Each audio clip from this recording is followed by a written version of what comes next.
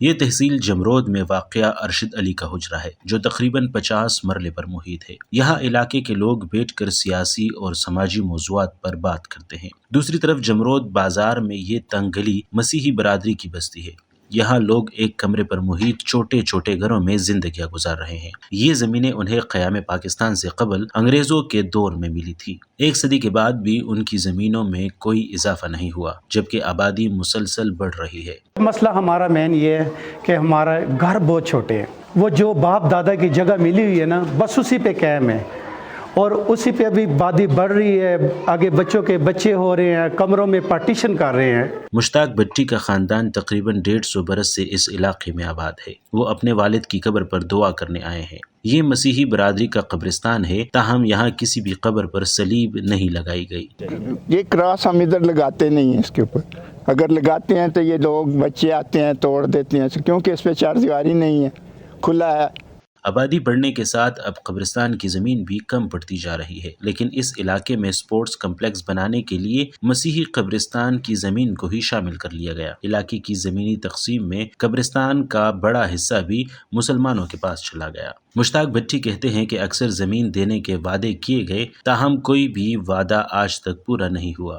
ممبر بنے ہیں، M P A M L A, سب نے وعدے کیے ہیں کہ ہم آپ کے لیے یہ جگہ دیں گے، ہم یہی دیں گے، لیکن ہمیں کسی نے کوئی جگہ نہیں۔ لیکن یہ شخص ہے، اس نے ہمیں بغیر کہنے کے ہمیں اس سے مطالبہ نہیں کیا، لیکن اس نے خود ہمیں یہ 60 مرلے جگہ دی ہے۔ یہ وہ شخص ہیں ارشد علی، جنہوں نے اپنی ذاتی زمین میں سے 60 مرلے مسیحی برادری کو وقف کر دیے ہیں۔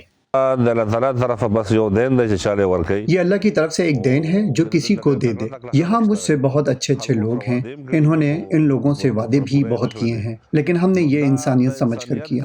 اس زمین پر مسیحی اپنے لیے قبرستان اور کمیونٹی ہال بنانا چاہتے ہیں، لیکن برادری تعمیراتی کام کے اخراجات برداشت کرنے سے قاصر ہے۔ بہرحال قبرستان کے لیے زمین کا مسئلہ تو ایک صاحب دل شخص نے حل کر دیا، لیکن بنیادی مسئلہ سرکاری اہلکار ہی حل کر سکتے ہیں۔ قبائلی نظام کے تحت علاقے کی زمینیں یہاں آباد قبائل کے درمیان آبادی کے تناسب سے ایک جرگے میں تقسیم کی جاتی ہیں۔ سماجی کارکن مسعود افریدی کہتے ہیں کہ حال ہی میں 1800 ایکڑ زمین کی تقسیم مختلف قبیلوں کے درمیان ہوئی، لیکن اقلیتی برادری کو نظر انداز کر دیا گیا۔ تحصیل جمرود میں کوکی خیل کے قبائل آباد ہیں۔ دم قوم کوکی خیل کے راضی، یہ بھی قوم کوکی خیل میں آتے ہیں، قوم کوکی خیل کا حصہ ہیں، لیکن یہ جو مائنورٹی ہیں یہ اکثر بہت کمزور ہوتے ہیں، اور جو کمزور ہوتے ہیں ان کو اس سے بہت مشکل سے ملتا ہے، اس لیے اس تقسیم میں مائنورٹی کے کسی بھی شخص کو حصہ نہیں ملا۔ قبائلی اضلاع کو خیبر پختونخوا میں ضم ہوئے ابھی چند سال ہی ہوئے ہیں، اور پرانے FCR قانون میں پٹواری اور زمینوں کا ریکارڈ موجود نہیں۔ مسعود خان کہتے ہیں کہ قبائل میں غیر آباد زمین کو انفرادی نہیں بلکہ پورے قبیلے کی مشترکہ زمین سمجھا جاتا ہے۔ اس وجہ سے زمینوں کے مسائل علاقے کے عمائدین جرگے کے ذریعے حل کرتے تھے۔ سرکاری ریکارڈ نہ ہونے کی وجہ سے عدالتیں اور سرکاری اہلکار بھی جرگے کے فیصلوں کو تاحال مقدم سمجھتے ہیں۔